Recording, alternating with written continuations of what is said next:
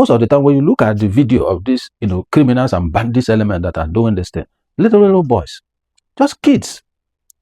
Is that those kids that the Nigerian army cannot fight? No, the problem is not the Nigerian army. The problem is not the soldiers that is on ground.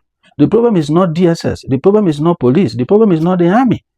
The problem is the leaders who are to give them the directive to do what they're supposed to do. Nobody is giving them that charge to go into the forest and fish out these boys and get rid of them. Nobody. Even when they are in the line of sight to attack the bandit, they have advantage to, kill the bandits. They will tell them not to fire. Go to a fire. When the bandits have gone, then that's when they will tell them to pursue. If president is truly the commander-in-chief, is he really happy with what is happening? Is he really happy the way the name Nigeria is being brought to dust? Is he really happy the way our children have been taken from school unannounced and they trek kilometers into the bushes? Hello, my people. Welcome to my channel. This is Eyinnaya Media TV. Well, quite a whole lot is going on in our country, Nigeria, and we recall how several people were kidnapped. Even worshippers in Christ Apostolic Church, CSC in Eruka community in Kebbi State, the children that were kidnapped in a school in Kebbi State, and others in Niger State as well. So all these things happened, in the past days. The government came out and announced that the victims have been, rescued, particularly those from Kwara State. The church, members that were taken were rescued, and also that the pupils, that were taken from the school were also released. However, there is no clear information on what transpired during the release. What happened? Have they arrested the bandits that kidnapped them? There was no information to that. The senior special assistant to the president, Bayo Ononuga, in an interview on Arise News, stated that these, individuals that were kidnapped, both the pupils and those in the CSC church in Kebbi State, were released after the security agencies, the army and the DSS, put a call across to them and request them to release the victims, and they were released just like that. That's the usual, pattern of the government. Same thing happened, in Jengebe in Zamfara State during the Buhari's administration, where about 280, school children, girls, were taken.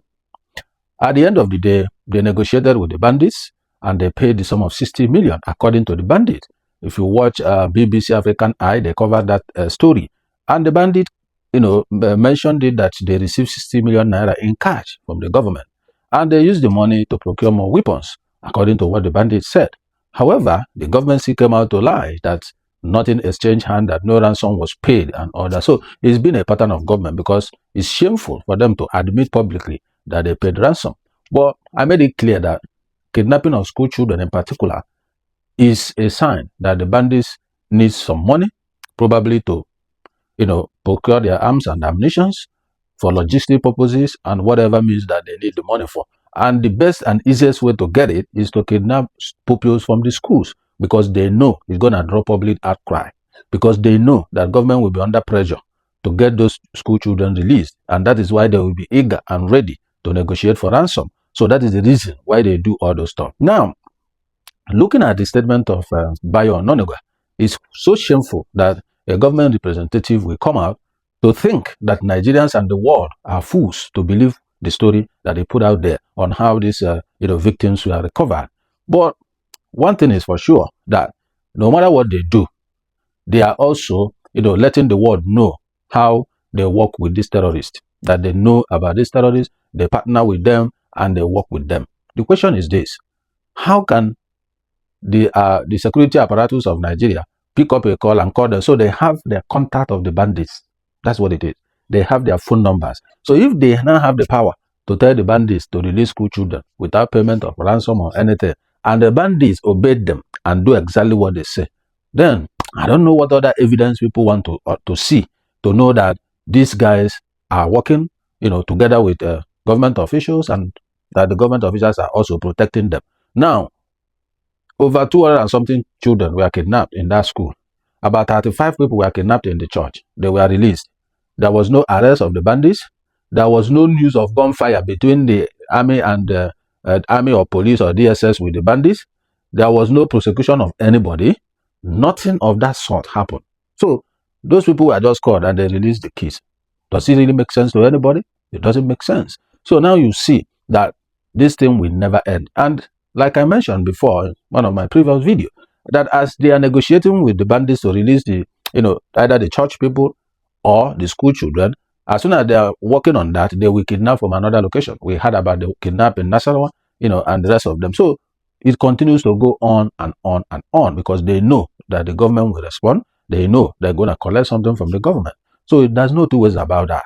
But coming into the public and putting up a story that does not make sense even to a toddler, that is so demeaning. I don't know what they think about Nigerian people, that they don't have sense or they are dumb, that they can't understand the handwriting on the wall. So guys, before we go forward to dissect a lot of things that I want to discuss in this video, if you are new to this channel, please like and share this video, and also subscribe to my channel and put up the notification bell so that when my next new video drop, you'll be among those that will be notified. All right, so let's look at some other issues. Issue number one: when kidnapping of this sort happens, you see the government into action. And I keep saying, we're not meant to act after the fact. We are supposed to be proactive to nip these things in the bud. And that is why there is intelligence communities who are supposed to gather intelligence and feed it up, to the security apparatus to be able to nip these things in the bud so they don't happen. Because issues like this, brings about, reputational damage to the nation and to the citizens as well. Nigeria have been on the news for quite some time now, for more than 2-3 weeks. Nigeria have been on the radar globally, with the issue of insecurity and stuff like that is going on. Almost every day, there must be one incident happening in Nigeria, especially when it comes to the security, sector. If it's not kidnapping, it will be, ambush of the military. It will, different kinds of stuff happens on a daily basis in Nigeria. And it's quite worrisome that how is our country beginning to be as porous as it could be. The government is not truthful to themselves because they are complicit in these whole actions. You can't tell me that you rescue 35 worshippers in Kwara State, you rescue some school children in Kebbi State, and you just call the bandit and they release them. So what is their purpose of kidnapping those people in the first place? So they kidnap these girls for ransom. It's as simple as that. I was, even before coming to make this video, I just saw, the post of, the priest that was killed, Priest Archie, and the wife. Both of them were kidnapped, but the priest, died in captivity too. And it's quite worrisome. You see pictures of others in that, captivity in the den of kidnappers. Then there's another couple I saw, husband and wife were taken just a few days ago. And the gun was on their head. 2 guns was on their head, asking them to demand for ransom from their relatives. So when you look at all these things, the school children issue came on the screen, right? Came on air because they are school pupils. Then the one in the church came on air because it happened live, on a live, service. What about other people who are traveling, maybe traveling from Abuja to Lokoja or traveling from Okene to, another state to Southeast, or, that was taken on the way, a whole full bus. Most of the times, the victims are members or passengers in a whole full bus. They kidnap all of them and enter the bus. Nobody talks about those ones. Nobody hears about them because they are not as sensitive as school children. They are not as sensitive as the one that happened live in the church. So what we are saying is beyond what we are seeing being reported. That is the point. So it's quite damning that the government is hobnobbing with these bandits and terrorists that they're supposed to be an enemy against them. They're supposed to be vicious against these people. Because you can't be treating them with kid gloves and expect things to change. It cannot change. That is the truth. There is a law governing the country. We have law on terrorism. We have law on trafficking. We have law even on banditry and armed robbery. We have laws governing all these things. We have procedures on how these whole things are done. But no. So the question is, who is the law going to try when government cannot even effect arrest of those who are perpetrating this act? A few days ago, the National Assembly, began to wade into, discussions concerning the insecurity crisis in the country. But one of the, senators, drew my attention. Senator Enyinnaya Abaribe, he made some certain comments and highlighted some issues of what transpired in the Kebbi State, school kidnap.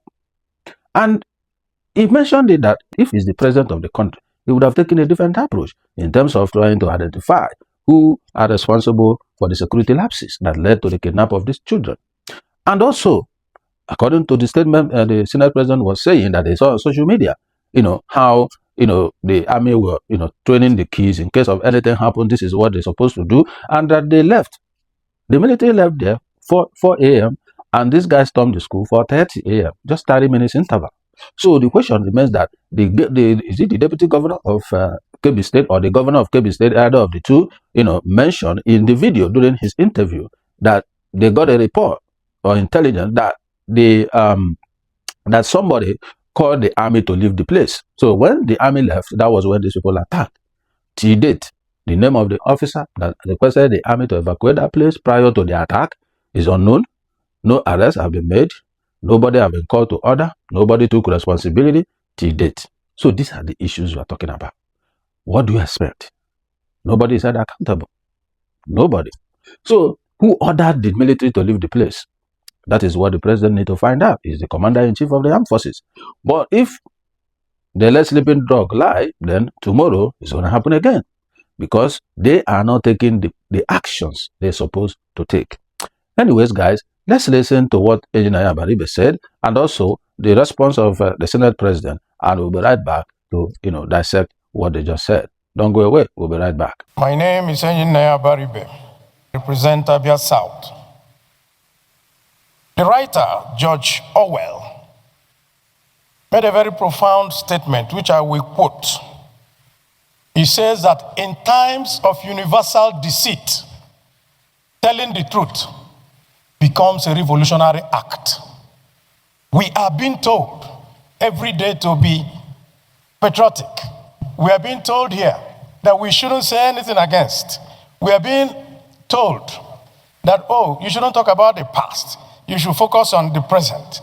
Yet, on this floor, rather than focus on what we're supposed to talk about, we go back to say, oh, during 2015, oh, the Chibok girls happened, and oh, we are now rescuing people. People were not rescued at that time.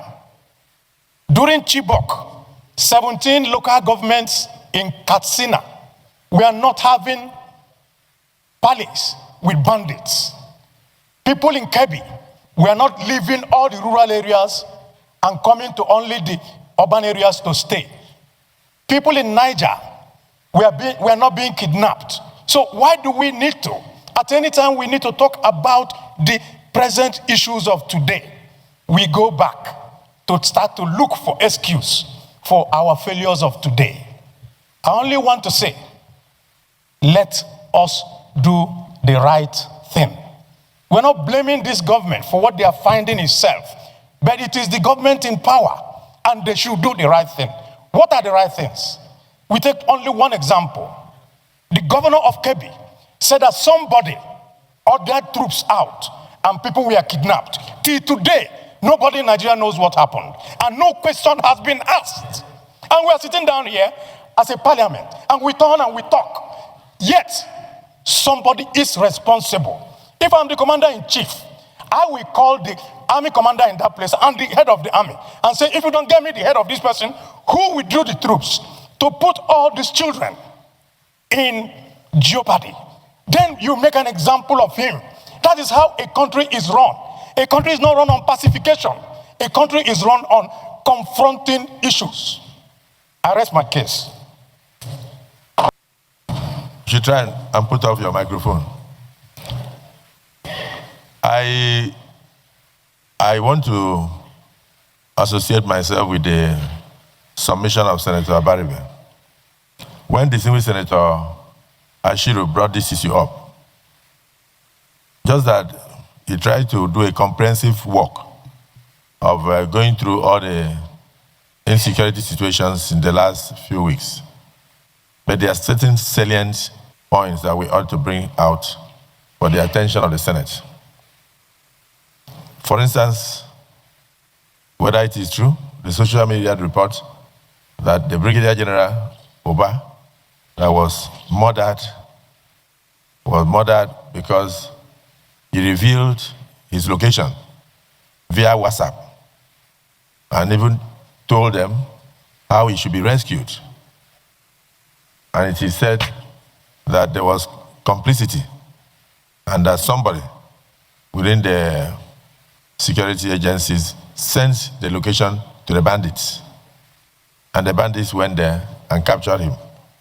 It's not easy for a general of that nature to be captured and killed in a war situation. The country loses a lot. And then in the case of, is it St. Mary's or so, in Kebbi State or what, the school, I'm talking about the one that the soldiers withdrew. Where? In Kebbi Matters. So, distinguished colleagues, there is a story. The governor was crying out that they had credible intelligence that the school was being targeted by bandits. They even gave notice that they were on the way. And so soldiers and security services went to the school. I've seen pictures, brought out the children and taught them how to defend themselves. And I've seen those pictures. That the moment those bandits arrive, what you do is, as soon as you notice that we have come, you go down on the floor so that you will not get caught up by the crossfire. They brought out the children to the football field. I have pictures. And the children were taught different skills of how to escape the situation. So they went to sleep. By 4 a.m., the soldiers withdrew. By 4:30, 30 minutes after, the bandits entered and operated unfettered. I think that's what Senator Abaribe is trying to say. All right, welcome back. So you heard what Enyinnaya Abaribe said, and I concur with him, because when somebody is in charge of, a program, an activity, whatever goes wrong in that activity, you have to summon the person that is in charge to give a report of what really transpired. So in this case, who is the army officer that called those, security operatives there to leave the place prior to the attack? What does he know that we don't know? Is he the one working with these people? However, this is not the first time we are seeing, the army officers clearing the way for these guys to move on with their motorbike. There was a trending video some months back where they are in their convoy with bikes, and they were asking the army officers to clear the way for them to go to the community where they are heading to, and they were making the calls so that those at the checkpoint will clear a way for them to pass. It's not news. So we have seen the videos. It's everywhere on the internet. So the point remains that if President is truly the commander-in-chief, is he really happy with what is happening? Is he really happy the way the name Nigeria is being brought to dust? Is he really happy the way our children have been taken from school unannounced and they trek kilometers into the bushes? Are they really happy? The other time I was hearing that even pupils from the kindergarten, from primary 1, were also part of the people that were taken. Little kids that just started walking are part of the people that will march to the forest. So what are we really talking about? Is it that the Nigerian leadership doesn't have human conscience or human sympathy in them to know that they are traumatizing the people they are supposed to protect? And if the main responsibility of government is to protect lives and property, is our Nigerian government doing this? The answer is no. Because on a daily basis, there must be news, there must be a report coming out from different states of people that were kidnapped, community that was attacked, ambushes laid for the military and the security operatives and all that. So how is the locations of the army officers released? Who is sabotaging the process? Who is sympathetic to these boys? That is the question. And most of the time, when you look at the video of these, criminals and bandits elements that are doing this thing, little boys, just kids. Is that those kids that the Nigerian army cannot fight? No, the problem is not the Nigerian army. The problem is not the soldiers that is on ground. The problem is not DSS. The problem is not police. The problem is not the army. The problem is the leaders who are to give them the directive to do what they're supposed to do. Nobody is giving them that charge to go into the forest and fish out these boys and get rid of them. Nobody. Even when they are in the line of sight to attack the bandit, they have advantage to, kill the bandits. They will tell them not to fire. Go to a fire. When the bandits have gone, then that's when they will tell them to pursue. So when we talk about insecurity, we say, oh, they don't like Tinubu. It's not the issue of Tinubu, because this issue have been there. But at least Jonathan government did something. They brought in, some special forces. They hired mercenaries who came in and dealt a blow to this thing and bring it down to the barest minimum before Buhari took over. Buhari started well in his first 1 year until he got sick. Everything went haywire. And now, this is Tinubu's administration. We have not even seen any impact. But one painful thing, when I was watching the members of the Senate, debating on this issue, Adam Oshiomhole said that the president is doing his best to address the security situation. The question is, what was he doing? He never mentioned any. What was his best? We don't know. Is his best tweeting to the public that the pupils were released And his essay coming to tell Nigerians that they made a call to the bandits to release the children, and they just released the children. Is it what they call the best of the president? And they tell us 1 or 2 people this government has arrested for the past 1 month. Let me use 1 month. Or since the president of the United States government have issued out that tweet requesting Nigerian government to do the needful in addressing security situation. Can they show us 1 person they have arrested? But how many people have been kidnapped and released? No one arrest. No one arrest. 35 people released in Kwara, no arrest of the bandits. Over 200 or something pupils kidnapped in Kebbi, no one arrest. Nasarawa, no one arrest. Niger State, no one arrest to date. So is that the best of the president? And in his own definition of the best of the president is that they brought a request to the parliament for them to, augment funding, for the security apparatus and all that. And the House of National Assembly, did justice to that. So the president is trying. In my word of monitoring and evaluation, I would have asked to show Mele, and so what? Because that is the so what question. If the security sector demands 1 trillion and you approved it and the president released the 1 trillion, that 1 trillion is meant for an activity, which may be procurement of materials like guns, attack helicopters and the rest of them, right? It may include recruitment of personnel, right? And also, the reason for all this procurement is for them to be able to combat the enemies of the state and bring down, insecurity to the barest minimum. That is the goal. That is the outcome we're expecting to see. So now, money has been released. That is an input. So it's either no activity was performed with that resources that was released, or that resources exchange hands and end up in offshore accounts, or that they procured the equipments, but they were not utilized because the outcome is still zero. There is no change in the security situation, no improvement. There is no result coming out from the security apparatus showing that they are viciously fighting against the enemies of the state. No change. Kidnapping has increased on daily basis. Banditry has increased on daily basis. Terrorism has increased on daily basis. So the question is, the money that National Assembly claimed that they have approved for the president, which may or may have not been released, what is the change? Nothing. There's nothing to show. So if he's coming to tell us that the best of the president is that he requested for increased funding for the security architecture, and at the end of the day, we are not seeing any change. We are not seeing where the money is used. We are not seeing the impact of the money, invested in the security sector. That is the truth. So can they now do their oversight to track the money? Because they always say, follow the money, you will find out where the problem is coming from. So can they perform their oversight to summon the security, architecture? Let them bring their books and give it to a forensic auditor. Let them audit. Let's find out. All this money is going to the security sector. Where are they headed to? All the money released through security votes to each of the state governors, what are they doing with it?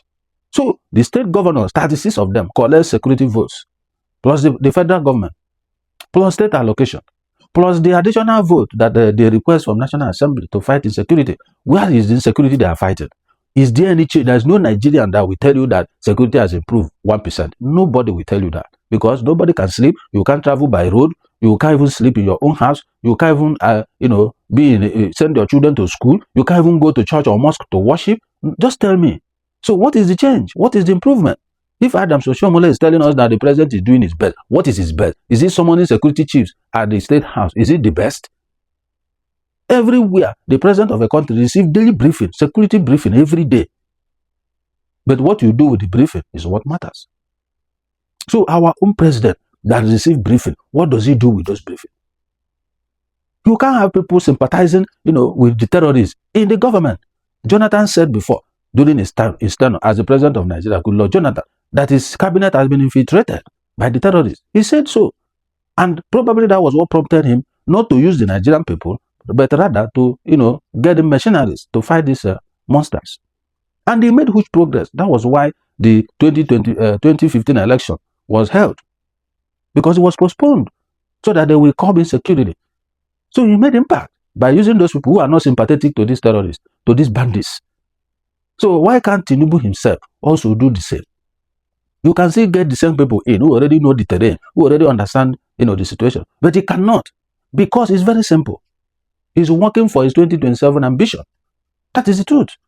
If he does anything against these boys, who are mostly, predominantly, Muslims, and from the north, plus the people they also brought in from other countries. It means he's going to lose the northern vote, which he doesn't want to lose. So that's why he's closing his eyes, and all these things are happening. It's all about 2027, and that is why I'm advocating that they amend the constitution and do the tenure to be one tenure of 5 years. Once you win the election, you serve for 5 years, you leave the seat, so that all these things will stop. Because if he doesn't have to contest for 2027 election for second tenure, I think he may have taken a decisive action, because he knows that his name is already on the mud. He has bastardized his name for doing nothing with this insecurity problem. Look at the River State the other time. What happened? There was just a blast.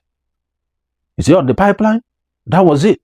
Nobody was kidnapped, nobody was killed, nothing happened. He declared state of emergency in River State. He suspended the governor, suspended the members of House of Assembly, suspended the deputy governor, because people blew pipeline. But today, what is going on? People are killed every day, kidnapped every day, terrorism is killing everywhere. No church, no mosque, everybody is in a situation that they don't understand. What state of emergency has he declared? His own state of emergency is the withdrawal of police from VIPs. Is it what will solve the problem? Even if you withdraw all the police plus all the army and deploy them, but you are not giving them the marching order to do what they are supposed to do, how will it impact positively? So without the police, manning the VIPs, the ones we have presently, at least Nigerian army is in more than 30 states now working. So when you look at this whole thing, the issue is not the number. How many? If you do statistics of the number of these bandits or terrorists, they are not 1/4 of the population of Nigerian army or Nigerian police. They are not. None of them can be up to 500,000. So we have to match them in number. We have equipment. They don't have attack helicopter. We have.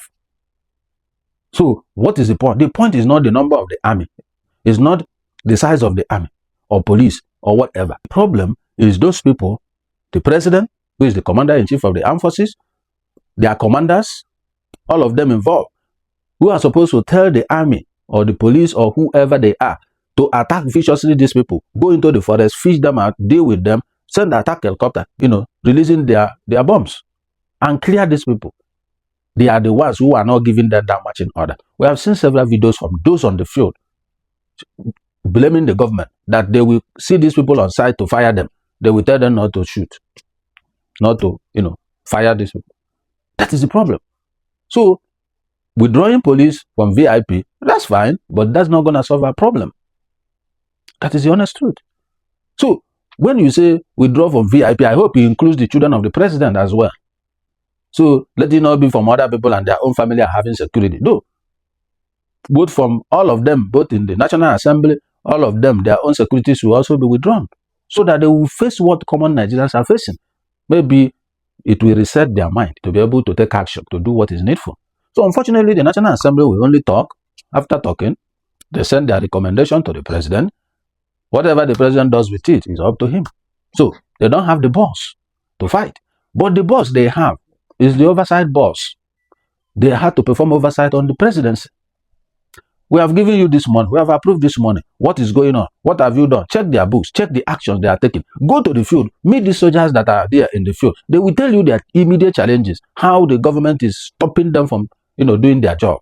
Go there. Meet them. That's why you have the oversight function. So this is not issue of APC. This is not issue of Ahmed Bola Tinubu. This is issue of Nigerian citizens going through hell in the hands of this government. That is the issue. Nobody deserves to die. Nobody deserves to be taken into the forest to sleep there for weeks without food, without water, no shower, no nothing. I was looking at the priest and the wife. Look at how they look like in that video. Dirty. They have been there for weeks until the priest couldn't cope with what the situation calls for. And the people they are taking, you don't know their medical condition. You don't know if they have any medical history. That if they don't take medication, they will die. You don't know. They just take people at random. And our people are not understanding these things. They are not taking this thing as serious as it should be. That is what is paining everyone. Even when foreign bodies, foreign countries are, stepping in to speak and to do all this, they are doing nothing. Look at what is happening in Guinea-Bissau. That is the point. So I don't know the problem with Africa. I don't really know. They rig election at will, and the AU will do nothing. But when there is coup, the AU will come in to come and make one kind of statement I don't even understand. But where were they? When people are truncating democracy for them to remain in power in perpetuity, they will say nothing, they will mount no pressure, they will do nothing. Elections are rigged, citizens are complaining that the elections are rigged, AU does nothing, ECOWAS does nothing, but the moment you hear there's a queue, by the army officials, you will see them coming out. That's ridiculous. So, I don't know what Africa is turning to. I don't really understand. So, when Tinubu stepped into power, there was a coup in Niger. And Tinubu through the ECOWAS, because he was the ECOWAS chairman at the time, was trying to invade Niger to unseat the military. Look at us now, in the midst of bandits, in the midst of terrorists, in the midst of all these kidnappers. You cannot unleash that venom you wanted to unleash in Niger to them. So, who is fooling who? This fight is very easy to do. Forget all this grammar, kinetic, non-kinetic, they are guerrilla wars, our army is not used to that kind of battle. All those things are male stories as far as I'm concerned. Set up a joint task force with the neighboring countries, the Chad, Niger, Cameroon, and the rest of them. They take control of that border. If there are groups coming into strike and go out, those joint task force will deal with those groups. Then those internal already. What next? Map out the forest where they are. You can seek support from the US. They use satellite and geofence these people and give you the location. The attack helicopters will go in there and do the needful. And the foot soldiers will clear whatever remains. I don't see how difficult this exercise is, as far as I'm concerned. But it's just that the willpower, the conscience, the empathy, the truthfulness is not there. That's why they will come to you, look at your face, and lie to you that they just call the bandits and they release the victims. That's it. Adams Oshiomhole on his own at the Senate floor also mentioned the case of the man who was attacked by, Fulani herdsman in his farm, who finally managed to, overpower the herdsman and stabbed him to death. That was sentenced to death. The man, on self-defense, killed the attacker who came to kill him in his farm. And the man was sentenced to death by the court. Even Supreme Court upheld that judgment. So I was expecting the Senate president, when Adams Oshiomhole made that comment, to also say that they will refer this issue to the president so that the president can look into it and maybe they can grant the guy some pardon. These are the kind of things they're supposed to be doing. Where there is injustice, they step in and ensure that justice is done. You can't sentence a man who is defending himself. He's in his own farm, and an attacker came with a knife to kill him, and the attacker, stabbed him several times before he was able to overpower him and now kill the attacker. And you are now charging the person. That is ridiculous. That's self-defense. The man is supposed to walk free. It's self-defense. He was on his farm. He's not in the farm of the attacker. So these are the things that we see going on in our country. And this thing are global. And that's how country perceives us. And tomorrow, you are looking for investors. There's no investor that will come to your country when your country is in shambles. No security, no rule of law. The legal system is in shambles. There's no businessman that will bring his money to come and invest in your country. Because if anything happens, he go to court, he won't get justice. Because his life is at stake. He may be kidnapped on the way and they demand ransom that will take up the whole capital he was supposed to do business with. So we need to fix ourselves. That is why the government need to wake up. I was thinking that the tweet of Mr. President of the United States, President Donald Trump, classifying Nigeria as CPC, country of particular concern, and also threatening military action if the government does nothing. I was thinking that it would have been a good motivator for the president, no matter what he's afraid of, to let them know that it's better I do it than the US coming in to do it. Maybe he would have his way. These people are getting more motivated, making videos on TikTok, challenging the president, challenging the government. I don't know how this thing sit well with them. I don't know. But for a bandit to make a video challenging Nigerian president, and they are still there, dilly-dallying, wasting time. These people will summon courage, and they will come to Aso Rock one day.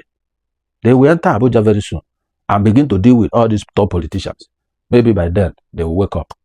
They have not gotten to them yet. I saw one of the members of the National Assembly begging that they shouldn't withdraw their army so that they won't be exposed to the bandits. You will be exposed so that we see what other people are seeing. Because when people are shouting, people in Benue, in Plateau, in Kwara, and the rest of the states are crying. You people don't understand. Because you have police, you have security, you have civil defense. Some of you even have DSS also, providing security for you and even your families. So be ordinary citizens so that you feel the impact of what they feel. But the question is, this is not the first time They say withdraw police from VIPs. But we agreed that all those whiles it has been the IG. But this time, it was President that said it. Will there be any change? Will there be any difference? I don't think so. Because we will still see those security people with the VIPs. The question is, who are those VIPs? Because there must be classification on the group of VIPs. I know they will target individuals, celebrities, business owners that are making use of police and all that. They are the people that we target. They will not target the politicians, those in government with them. They will not target them. So let's forget about that. It's just a scope to do as if they are doing something. They are not doing anything. So is it the police? It has been long. Internal policing left the police. It is army that is doing the internal policing because the police is weak. That is the point. All the budget are going to police. What is happening in internal security? That it is now the army that is now providing internal security. That is the point. So we are in a pathetic situation, which we don't know how to get out of. So I don't know what your own take might be. I don't know what your view. This is not party issue. This is not about Tinubu. This is not about anybody. This is about Nigeria. This is about the citizens of Nigeria protecting their lives and their properties. This is about putting an end to kidnapping for ransom. This is to put an end to terrorism. This is to put an end to banditry. So you have to stand for the security of lives and property of Nigerians. I don't care which party anybody belongs. I don't care whoever is in charge or in power. All I care is whoever that is responsible must make sure there's security in the country. We are tired of this. Our name is in shambles globally. You can't even travel any other country and say you're Nigeria. But people won't look at you, in one way or the other. Because we have been in the news for almost a month now. Not on a good news, but on a bad light. So if you are not getting worried with this whole thing, I am. And that's why I'm speaking up. So please, guys, the comment section is open for you to put in your comment respectfully, and we'll continue to debate on this matter. We want the same thing. We want our nation to be safe. That's what we want. Whoever will do it for us, we are ready. President, if it's machinery, we bring them in. If you want to use the local army, use them, give them the order to do their job. Allow them to do their job. That is the point. Except, if you people are wasting time, and America finally enters Nigeria, whatever happens at that time, the president takes responsibility. This is what it is. So guys, if you are new to my channel, please kindly like and share this video. And also subscribe to my channel and put on your notification bell so that when my next video drop, you will be among those that will be notified. Thank you for watching this video. I will see you in my next video. You have a wonderful day. See ya. I'm signing out.